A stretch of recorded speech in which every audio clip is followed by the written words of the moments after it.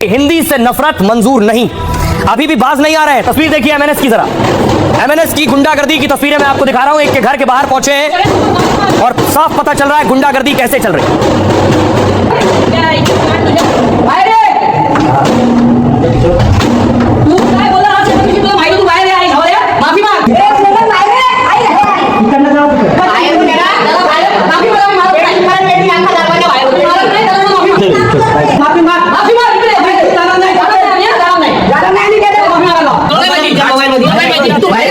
राज ठाकरे पर कोई पोस्ट किया था और उसके बाद देखिए एमएनएस के गुंडे घर पहुंच गए सिर्फ पोस्ट करने पर।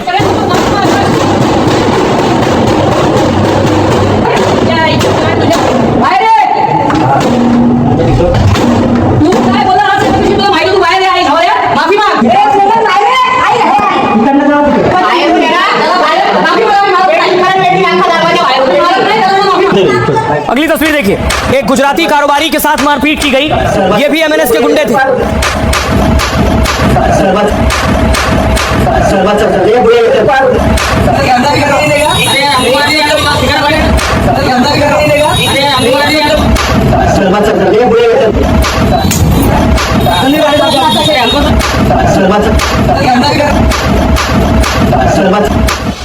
ये तस्वीरें देखने के बाद उत्तर भारतीय जो हिंदी भाषी हैं उनमें बहुत गुस्सा है कि ये क्या हो रहा है, सिर्फ हिंदी बोलने की सजा मिल रही है। क्या जुर्म है, क्या गुनाह है इन लोगों का जिनके साथ मारपीट हो रही है। सुनिए जरा हिंदी भाषी लोग क्या कह रहे हैं इन्हें देखने के बाद।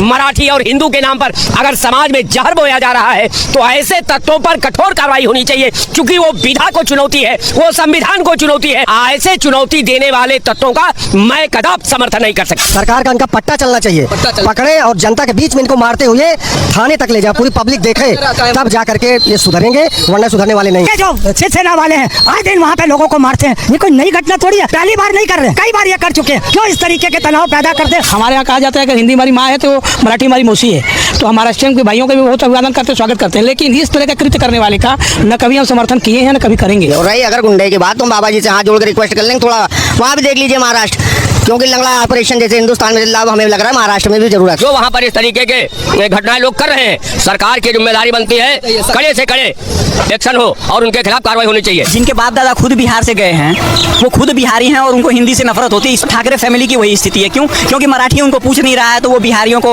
गाली देके या वो करके हाईलाइट होना चाहते हैं। तो दोनों लोगों के पास और कोई कुछ काम तो है नहीं। और एमएनएस को बहुत गुंडागर्दी करनी है, तो उत्तर प्रदेश में आकर गुंडागर्दी करे, उनको पता चल जाएगा सरकार क्या चीज हो। पूरी तरीके से गुंडागर्दी है और इसको पूरी तरीके से रोका जाना चाहिए। केवल एक साजिश है, साजिश के तहत किया जा रहा है। सारे परप्रांतीय जो है वो बीजेपी के साथ हैं, उसी को इन लोगों को पच नहीं रहा है, जिसकी वजह से ये लोग हम लोगों के ऊपर हमला कर रहे हैं। लेकिन देखिए जरा हिंदी भाषी लोगों के साथ क्या हो रहा है। कोई वहां अगर दुकान पर कुछ बेच रहा है, कोई नमकीन बेच रहा है, तो उसे देखिए क्या कहा जा रहा है। उसे कहा जा रहा है हिंदी सीख लो, हिंदी अगर बोलते हो मराठी सीख लो, वरना यहाँ काम नहीं कर पाओगे। सुनिए आणि मराठी शिक रे बाबा, हे दादा मराठी शिक, मराठी सीख, मग क्या मराठी नहीं आता है सीखने का, नहीं तो धंधा बंद कर, शेटर बंद करो क्या तेरा, बंद करो शेटर, मराठी सीख। मराठी कैसे बंद कर? ये क्या बोला, आज बोल रहा हूँ, कल से मेरे को मराठी आना चाहिए, तो ये तेरा शेटर बंद। मराठी थोड़ी आदमी सीख जाता है। अरे इतना मारेगा ना अभी, मराठी सीखना, मराठी नहीं सीख पाएगा ना, टाइम लगा सीखने का, ट्राई करो, ट्राई। वही बात है ना, हाँ नहीं तो मार खाएगा इधर। वापस 10 दिन के बाद में आने वाला, 15 दिन। मराठी सीखना, मराठी किसको बोलने का बोल दे, तेरे शेठ को क्या बोलने का, नहीं तो दुकान बंद कर तेरा, ये बिहार में जा। आप इस दौर में आज के वक्त में कल्पना भी नहीं कर सकते कोई किसी से कोई भाषा बोलने की जबरदस्ती कर रहा हो, गुंडागर्दी कर रहा हो। एक और तस्वीर देखिए, एक डिलीवरी बॉय जो उत्तर भारतीय था, हिंदी बोलता था, डिलीवरी करने पहुंचा महाराष्ट्र में, कौन बोला? उसके बाद देखिए उसे नहीं आते तो फिर नहीं, उसका सामान लेने से मना कर दिया। क्यों? मराठी नहीं येत नाही, और क्यों जबरदस्ती मराठी बोलने का, पण क्यों है यहाँ पे? कौन बोला इसे? आम्हाला येत नहीं हिंदी, नहीं आते तो फिर नहीं ऑर्डर करने का ना। आता तो पैसे हाँ पैसे नहीं देने का ना पैसा, हाँ ठीक है ठीक है, बोलो बोलो और बोलो। ऑर्डर खराब है, धंधा चुकीचा करायचा, दिखाओ ना ऑर्डर खराब है तो दिखाओ, ऑर्डर खराब है तो दिखाओ ना मेरे को। फोन करना पड़ा ना मेरे को तुमको कि ऑर्डर। मैंने फोन किया था आपको, मैंने स्टार्टिंग कॉल किया था, मैंने आपको एड्रेस पूछने कंफर्म करने के लिए कॉल किया था। संजय पाटिल करो, हाँ किसको भी करो, मैं जब आता नहीं मैम जबरदस्ती मराठी बोलने का। हाँ बोलो ना। मेरा वीडियो नहीं निकाले। क्यों? मैं तुम्हारा निकाल सकती हूँ, बट क्यों? ये जबरदस्ती है। तू मेरा वीडियो मत निकाल, मैं तुम्हारा वीडियो निकालूंगी, ये कौन सा जबरदस्ती है? हाँ भाषा के चलते अगर कोई गुंडागर्दी करेगा तो इसको हम सहन नहीं करने वाले। आप महाराष्ट्र में आकर बोल रहे हो यहाँ की भाषा मराठी नहीं है, यही आपकी जो मंशा है कि मुंबई तोड़ना चाहते हो महाराष्ट्र से। हम इसमें कोई राजनीति नहीं देख रहे। उन्होंने उनको मारपीट की है, बिल्कुल उनको एक ही संदेश देंगे कि कायदा हाथ में मत लीजिए, जो भी कंसर्न पर्सन की आप कंप्लेंट फाइल कीजिए उसके अगेंस्ट कार्रवाई कीजिए। ये दोनों भाइयों की जो रैली है और दोनों भाइयों ने जो नई राजनीति शुरू की है ये अपनी खोई जमीन को बचाने के लिए। हिंदी बोलने पर थप्पड़ मारने वालों को बेवफाओं की वार्निंग। भाषा के चलते अगर कोई गुंडागर्दी करेगा तो इसको हम सहन नहीं करने वाले। इस प्रकार से भाषा का विवाद करेगा तो उसके ऊपर कानूनन कार्रवाई होगी। हिंदी मराठी में नफरत पैदा करने वालों पर होगा एक्शन। हिंदी के नाम पर कभी दुकानदार को थप्पड़, कभी बैंक कर्मी की पिटाई, कहीं टैक्सी ड्राइवर के साथ मारपीट। महाराष्ट्र में बीएमसी चुनाव से पहले तलवारें खिंच चुकी हैं। सियासत की शतरंज पर राज ठाकरे और उद्धव हिंदी बनाम मराठी के साथ बिछाने की तैयारी कर रहे हैं। हम इसमें कोई राजनीति नहीं देख रहे। इसके खिलाफ हम लड़ेंगे। जिसको साथ में आना है, जो भी मराठी प्रेमी हो, महाराष्ट्र प्रेमी हो, वो साथ में आए।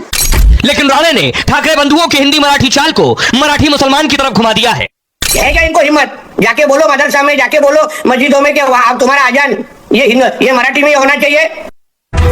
अब देखिए जरा, महाराष्ट्र में माहौल गर्म है। हिंदी बनाम मराठी की लड़ाई कौन करा रहा है ये मैंने आपको बताया, लेकिन देखिए राजनेताओं के बयान से आपको अंदाजा हो जाएगा कौन क्या चाह रहा है। सबसे पहले देखिए आदित्य ठाकरे इन तस्वीरों के बाद क्या बोले।